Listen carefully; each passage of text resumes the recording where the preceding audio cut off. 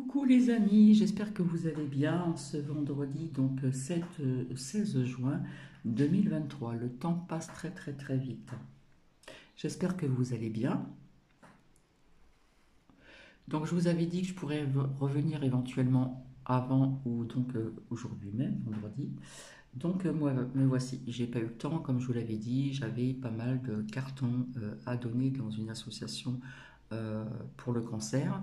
Donc vous n'y gagnez rien, hein, vous donnez, mais vous ne recevez rien du tout. Voilà. Donc ce qui a été fait, ça a été pas très long, mais enfin bon, il faut quand même du temps pour pas mal de choses. Et puis j'ai fait aussi d'autres choses. Voilà.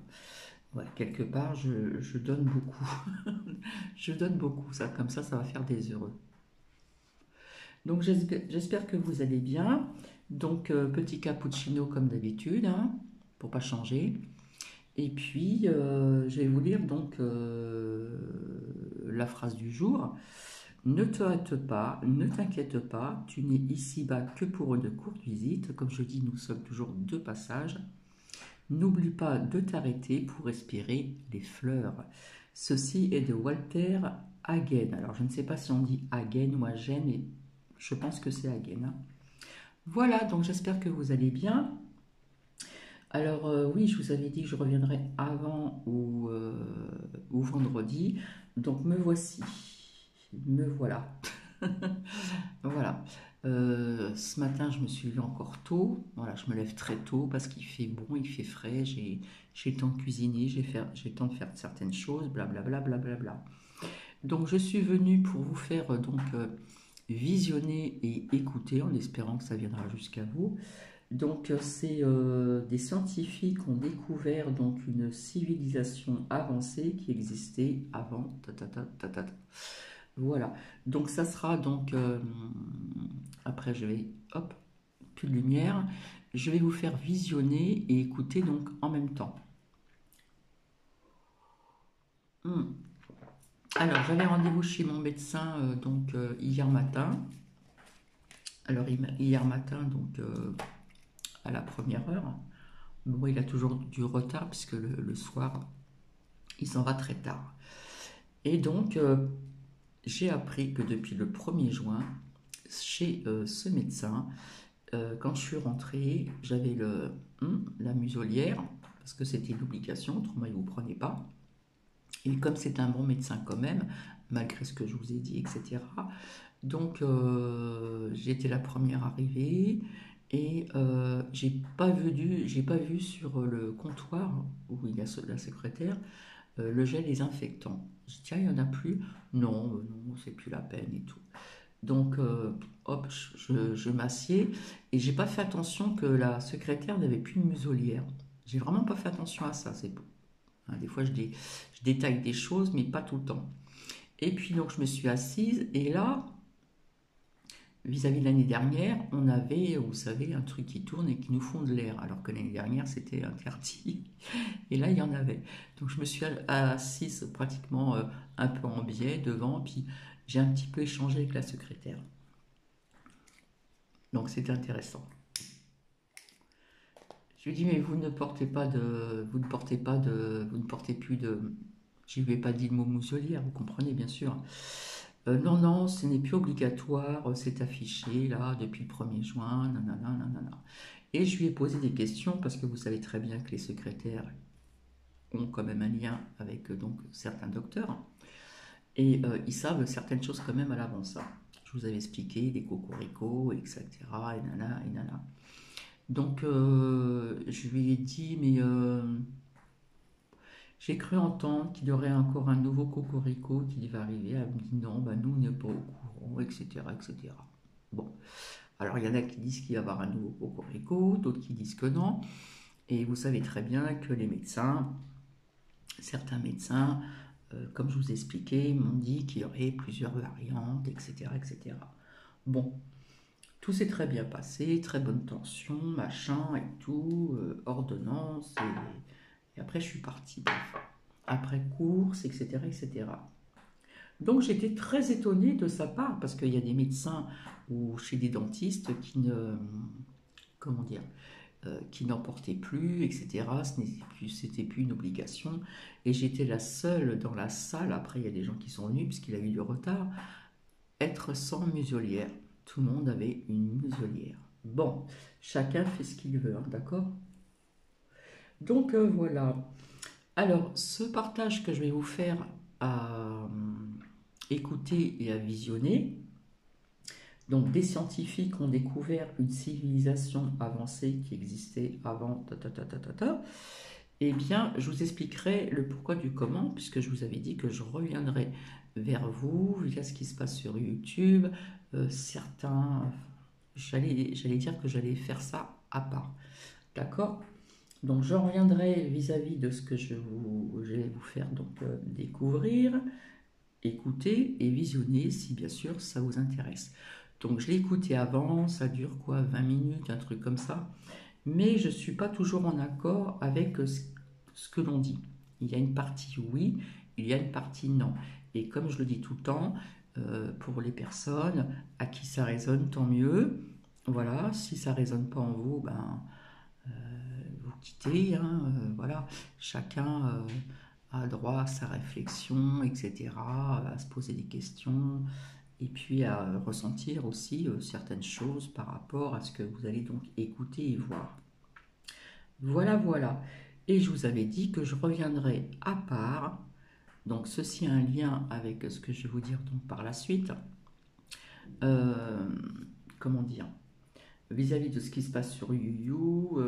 L'autre fois, je vous avais dit Shakespeare, vrai ou faux médium, telle est la question. Et bien là, ça sera sur d'autres.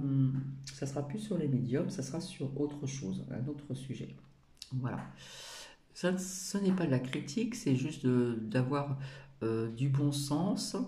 Et comme je dis tout le temps, avoir du bon sens, c'est avoir, je ne trouve pas le mot magique, sa réflexion, ses ressentis aussi, surtout, et sa logique. Mais surtout son ressenti, voir certaines choses. Bon, j'en parlerai beaucoup plus tard, d'accord? Donc je vais plus de lumière après et je vais vous faire donc visionner et donc écouter. Donc j'espère que on va bien voir. Je vais fermer la porte et je reviens. Donc je vais vous mettre pardon sur pause et je vous revois donc enfin je vous revois. Je vous dis à tout à l'heure, d'accord?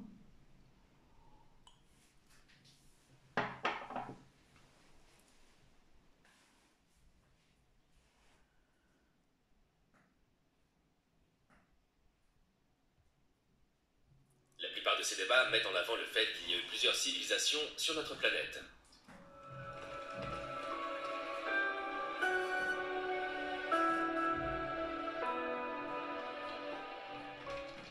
Avant même que la société moderne ne commence à prospérer. Avec l'aide d'archéologues, des scientifiques ont enfin découvert une preuve rare qui va mettre fin à ce débat. La Terre était-elle autrefois habitée par des civilisations avancées? Si oui, quel rôle ont-elles joué dans notre évolution et notre progrès en tant qu'être humain?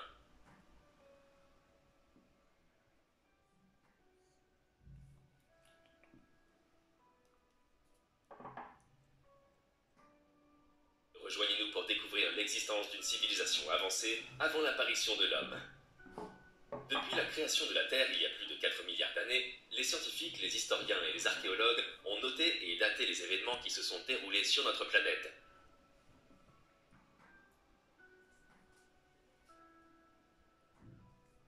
Depuis l'époque des Mésopotamiens jusqu'à celle des Grecs, des Romains, des Perses et de bien d'autres cultures qui ont prospéré. Certaines de ces cultures anciennes ont duré au moins 1 millier d'années, avec des civilisations notables comme l'Égypte ancienne qui a prospéré pendant plus de 3000 ans, ce qui est également connu comme 30 dynasties selon le calendrier de l'Égypte ancienne. Malgré les magnifiques structures et les preuves que l'on peut voir de l'Égypte ancienne,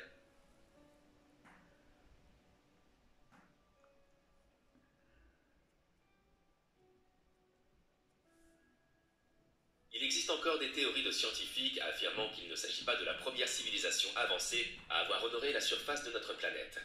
Nous ne pouvons pas l'affirmer avec certitude car la surface de la Terre est en grande partie fraîche d'un point de vue géologique. Des raisons dues aux intempéries, le vent, l'eau, le gel et le dégel font des ravages sur la planète, ainsi que des changements à plus long terme causés par l'activité volcanique et le glissement des plaques de la croûte terrestre, connu sous le nom d'activité tectonique, où les plaques tectoniques de la Terre y plient le sol d'aujourd'hui pour former l'intérieur de la Terre de demain. La transformation progressive de la planète est surtout rapide dans les montagnes et plus lente dans les déserts inactifs sur le plan tectonique.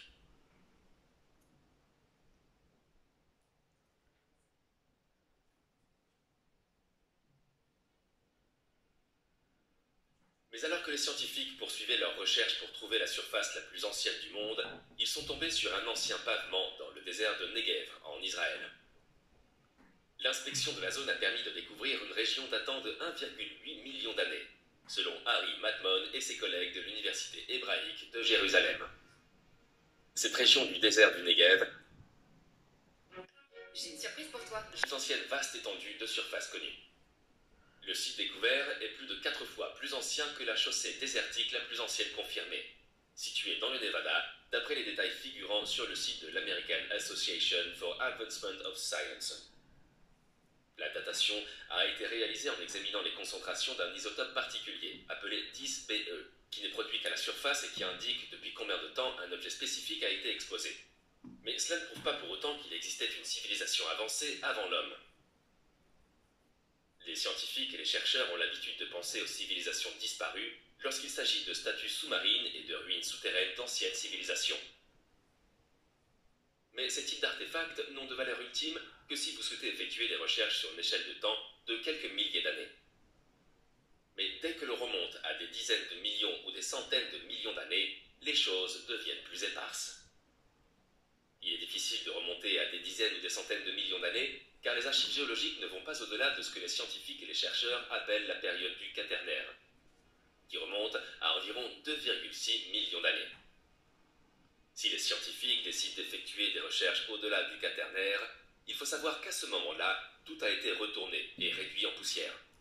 En remontant aussi loin dans le passé, le Quaternaire signifie également que nous ne parlons plus de civilisations humaines. Car l'homme n'a commencé à apparaître sur Terre qu'il y a environ 300 000 ans. Toutes les formes de vie qui ont pu exister sur Terre concernent essentiellement d'autres espèces. C'est pour cette raison que l'hypothèse silurienne entre en jeu. L'hypothèse silurienne fait référence à une ancienne civilisation de reptiles avancés, présentée dans la série britannique de science-fiction Doctor Who.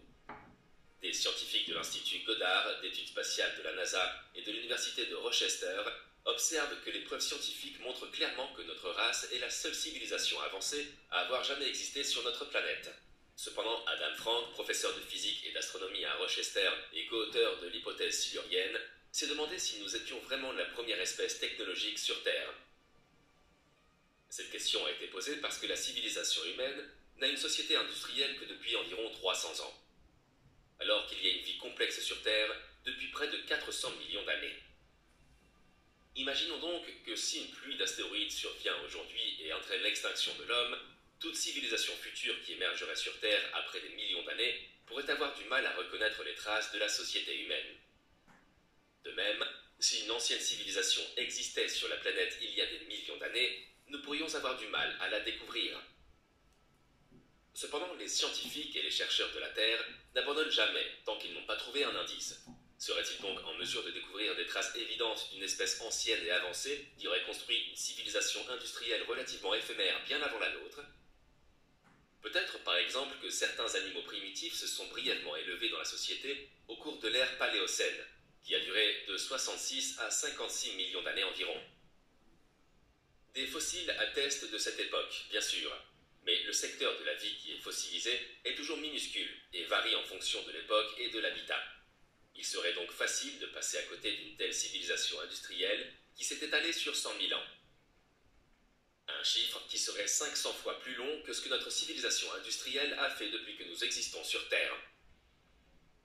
C'est pourquoi les scientifiques et les chercheurs théorisent que la découverte d'artefacts physiques serait certainement la preuve la plus spectaculaire de l'existence d'une civilisation de type silurienne sur Terre, même si de nombreux scientifiques doutent que l'on découvre un jour quoi que ce soit de ce genre. La découverte de preuves de l'existence d'une civilisation de type silurien sur Terre soulève des difficultés considérables, car à l'heure actuelle, les villes des civilisations humaines couvrent moins d'1% de la surface de la Terre. Et toute ville comparable d'une civilisation antérieure passerait facilement inaperçue par les paléontologues actuels. Puisque toutes les preuves directes auraient disparu après des centaines de millions d'années, quel type de preuves pourrait alors subsister pour prouver qu'une autre civilisation a existé? Les scientifiques et les chercheurs ont émis l'hypothèse que la découverte d'ossements fossilisés serait une option incroyable. Pourtant, si une autre civilisation avancée a gravi la surface de la Terre, c'est-à-dire si elle a marché, il serait également facile de ne pas trouver ces squelettes fossilisés, s'il y en avait. Mais l'homme moderne n'existe et ne prospère que depuis 100 000 ans à peine, soit un laps de temps très court dans le vaste registre fossile. C'est pour ces raisons que Adam Frank et Gavin Schmidt, climatologues à Goddard et co-auteurs de l'hypothèse silurienne, ont décidé d'examiner la possibilité de trouver des vestiges chimiques d'une ancienne civilisation terrestre, qui a jadis habité notre planète. Ces évaluations ont été réalisées avec l'aide de la technologie humaine comme guide.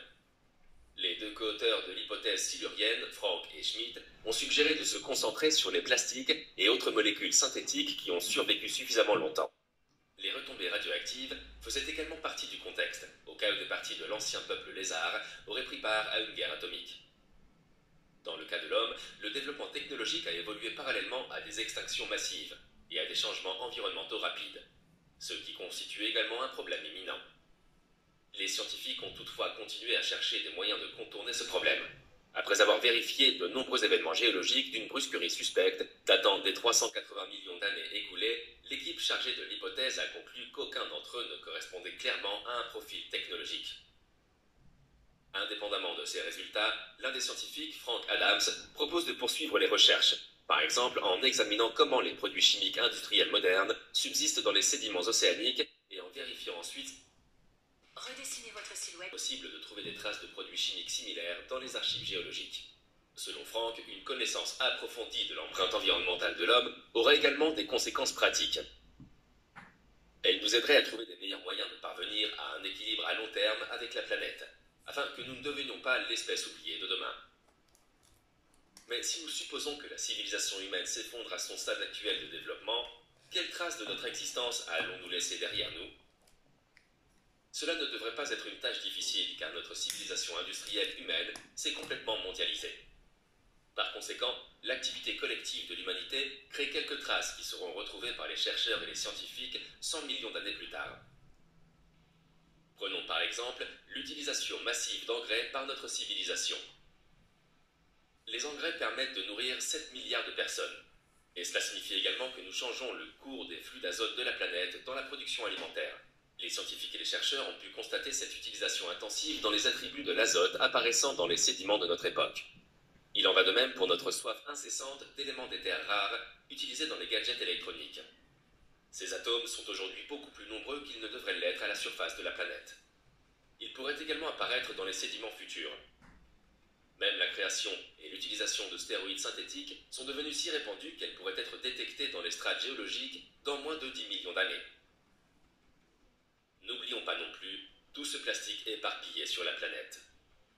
Des études menées par des scientifiques et des chercheurs ont montré que des quantités croissantes de déchets marins en plastique se déposent partout sur les fonds marins, des bassins profonds aux zones côtières et même dans l'Arctique. Les facteurs qui jouent un rôle spécifique dans notre planète, tels que le soleil, les vagues et le vent, broient les artefacts en plastique à grande échelle et laissent donc dans les mers des particules microscopiques de plastique qui finiront par pleuvoir sur le fond de l'océan. Une fois au fond de l'océan, cela pourrait créer une couche qui pourrait rester pertinente pendant des périodes géologiques. Malgré la possibilité que ces traces subsistent pour que les futurs scientifiques et chercheurs puissent trouver des traces de notre civilisation, la grande question qui reste en débat est de savoir combien de temps ces traces de notre société dureront assez longtemps pour être détectées. Dans l'étude Silurian Hypothesis, les chercheurs ont constaté que chaque trace avait tendance à se retrouver dans les sédiments futurs. Une chose dont on pense généralement qu'elle résistera à l'épreuve du temps pourrait être le mont Rochemort. Il se pourrait que ces futurs scientifiques trouvent ces visages altérés sculptés sur une montagne et qu'ils les considèrent comme des dieux que notre civilisation a jadis adorés. Ironiquement, le marqueur le plus prometteur de la présence de l'humanité en tant que civilisation avancée est un sous-produit de l'activité qui pourrait la menacer le plus. Lorsque les combustibles fossiles brûlent, notre civilisation libère dans l'atmosphère du carbone, qui faisait autrefois partie des tissus vivants. L'ancien carbone est consommé dans l'une des 3 variétés ou isotopes naturels de cet élément. C'est pourquoi on comprend que plus nos civilisations brûlent de combustibles fossiles, plus l'équilibre de ces isotopes de carbone se modifie. Ces déplacements d'isotopes de carbone sont connus sous le nom d'effet Suez par les scientifiques de l'atmosphère. La modification des rapports isotopiques du carbone due à l'utilisation de combustibles fossiles a été très visible au cours des dernières décennies ou des derniers siècles. L'augmentation de la température laisse également des traces de signaux isotopiques. Ces changements devraient être suffisamment clairs et perceptibles pour tout futur scientifique ou chercheur qui analyse chimiquement les couches rocheuses exposées de notre époque. Outre ces pics, cette couche de l'Anthropocène pourrait également contenir de brèves limites de nanoparticules de plastique, d'azote et même de stéroïdes synthétiques. S'il s'agit là d'une preuve que notre civilisation laissera aux futurs scientifiques et chercheurs, les mêmes signaux existeraient-ils aujourd'hui dans les roches, attendant simplement de nous parler de civilisations disparues depuis longtemps? Cette théorie serait pourtant valable, car comme l'ont découvert les chercheurs, la Terre est passée par un processus appelé le maximum thermique du Paléocène-Éocène, il y a 56 millions d'années. Pendant le maximum thermique du Paléocène-Éocène, la température moyenne de la planète était supérieure de plusieurs degrés à celle que nous connaissons aujourd'hui.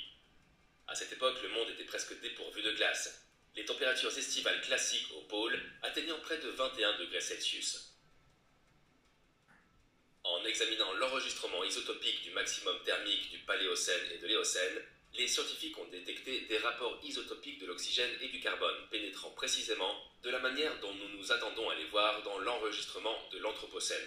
Il existe également d'autres incidents comme le maximum thermique du Paléocène et de l'Éocène dans l'histoire de notre planète, qui présentent des signes semblables à notre hypothétique signal de l'Anthropocène.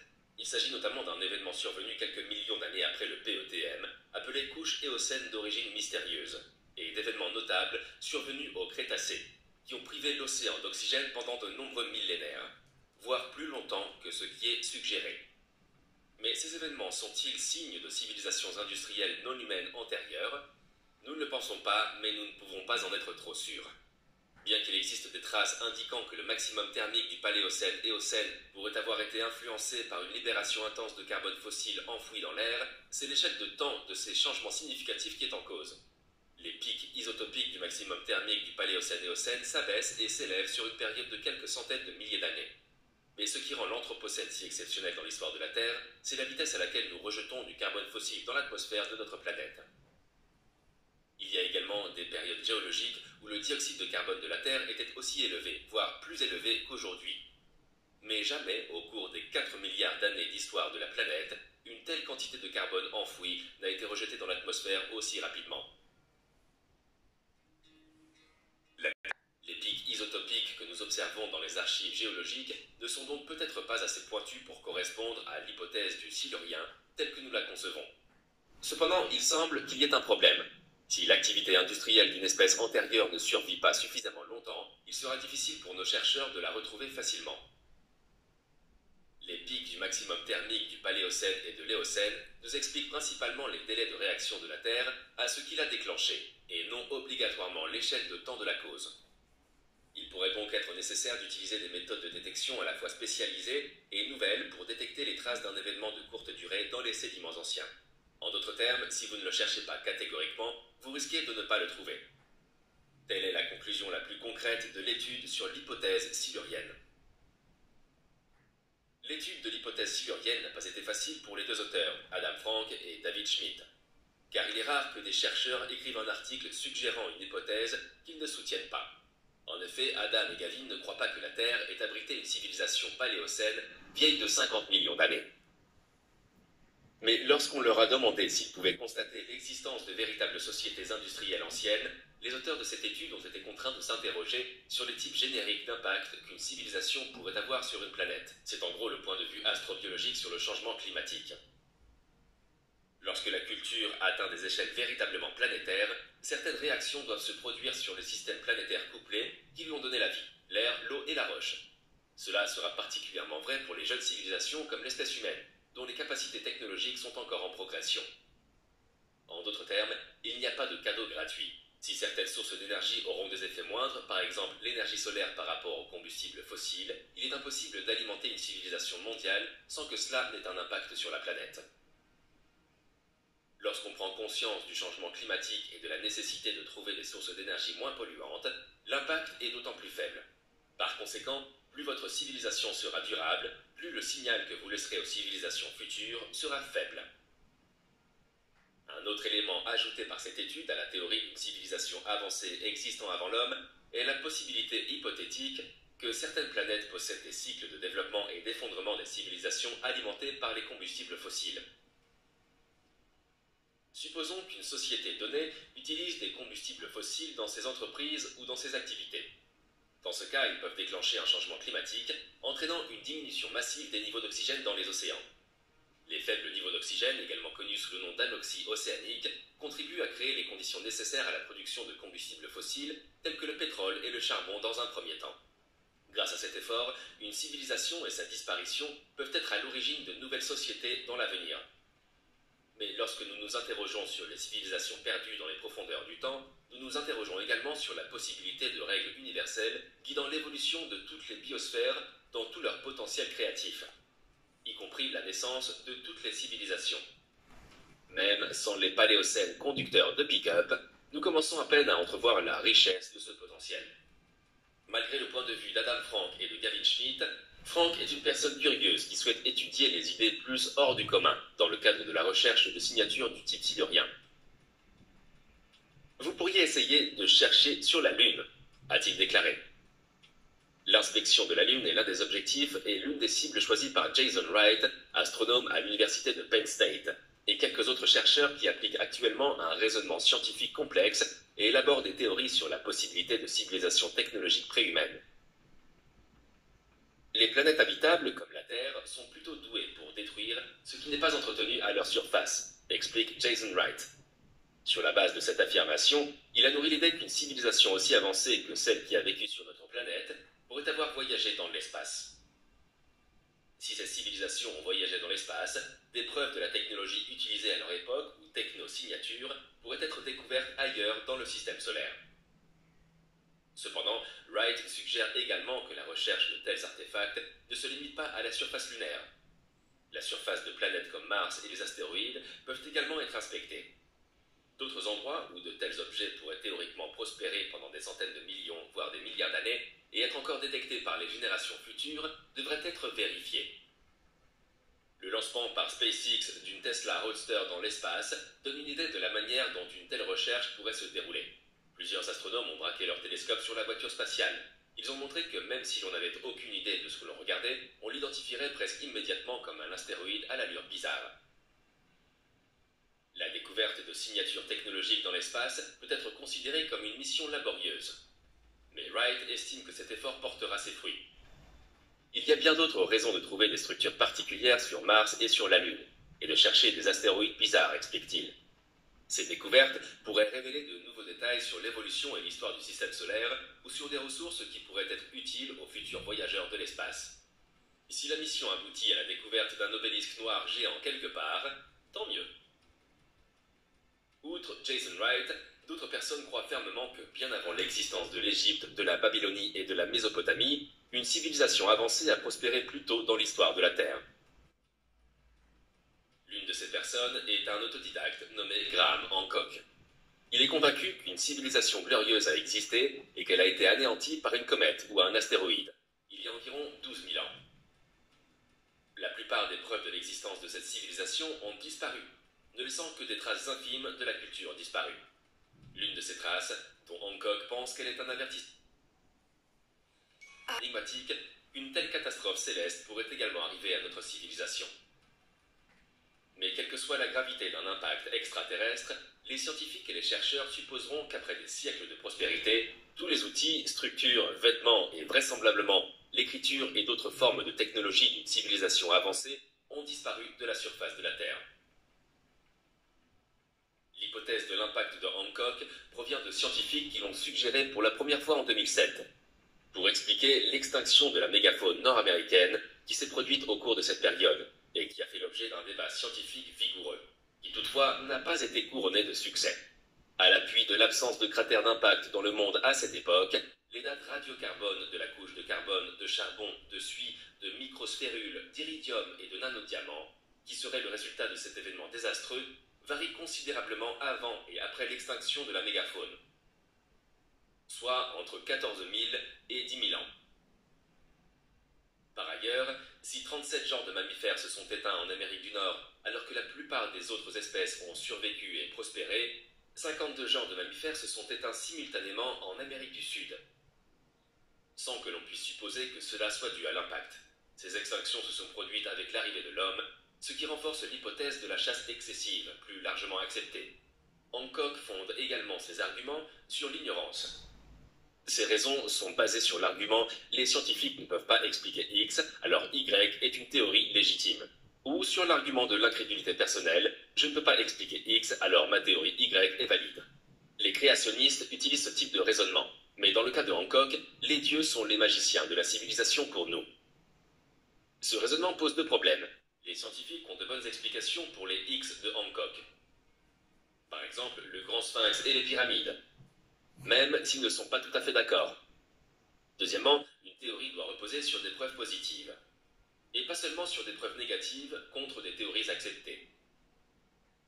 Le plus grand X de Hancock est Göbekli Tepe, en Turquie, avec ses piliers mégalithiques en forme de T, pesant de 7 à 10 tonnes, taillés et tirés de carrières de calcaire. Il date d'il y a 11 000 ans, à une époque où les hommes vivaient en chasseurs-cueilleurs et ne disposaient pas vraisemblablement des compétences et de la main-d'œuvre nécessaires pour les fabriquer. C'est pourquoi Hancock conclut, au strict minimum, cela signifierait qu'un peuple encore inconnu et non identifié, quelque part dans le monde, avait déjà maîtrisé tous les arts et les attributs d'une haute civilisation, il y a plus de 12 000 ans, au plus profond de la dernière période glaciaire, et qu'il avait envoyé des émissaires dans le monde entier pour répandre les bienfaits de son savoir. Cela semble séduisant, mais c'est la discrimination des faibles attentes. Qui peut dire ce que les chasseurs-cueilleurs sont ou ne sont pas capables de faire? Par ailleurs, Göbekli Tepe était un site religieux cérémoniel, pas une ville. Rien ne prouve qu'il ait été utilisé comme un habitat. En fait, il n'y a aucune trace d'outils métalliques, d'ossements d'animaux domestiqués, d'inscriptions ou d'écriture, ni de tous les produits inventés par d'autres civilisations avancées. Enfin, Hancock a passé plusieurs années à découvrir les gourous qui ont apporté la civilisation. Pourtant, malgré ces décennies de recherche, il n'a pas réussi à produire suffisamment de preuves pour montrer aux scientifiques que la chronologie standard de l'histoire de l'humanité a besoin d'être modifiée en profondeur. Hancock prétend que la science dominante est accrochée à un modèle uniformisant de changement lent et progressif et qu'elle ne peut pas accepter une clarification catastrophique. Mais ce n'est pas vrai. Du Big Bang à l'immense collision, en passant par l'origine des chutes de météorites, l'impact d'un astéroïde qui a tué les dinosaures et les nombreux effondrements soudains de civilisations, documenté par Jared Diamond dans son livre Collapse 2005, le catastrophisme est bien vivant et se porte bien dans la science dominante. Les vrais magiciens sont les scientifiques qui ont mis tout cela au point. Que pensez-vous de la théorie de Hancock? Donc voici, ça a duré un petit peu plus longtemps que ce que je vous l'avais dit, ce que je vous l'avais dit, ouais. Ouais, c'est pas trop français, bref. Donc, ouais, ça fait 33 minutes et quelques secondes, voici. Donc, je ne sais pas ce que vous en pensez. On peut toujours mettre des commentaires, bien sûr. Alors, comme je vous l'ai dit, hein, il y a certains sujets qui ont résonné en moi et d'autres où j'ai lâché prise. Voilà. Donc, on peut faire de même. Donc, quelque part, ce que je vous ai fait visionner et écouter, c'est un lien avec ce que je vais vous dire donc par la suite. En ce qui concerne ce qui se passe sur YoYo, etc., comme je vous l'ai dit au départ. Voilà. Donc, je vais vous laisser, je vais vous souhaiter une bonne journée. Est-ce que je vais revenir plus tard pour vous faire visionner, écouter autre chose aussi, si ça résonne en moi, bien sûr. Et donc, je vous souhaite une bonne journée. Alors, nous sommes bientôt, donc, le dimanche 18 juin, hein, qui est donc la fête des pères, donc Canada et France. Voilà, voilà. Je vous fais plein de bisous et je vous dis à très bientôt. Au revoir.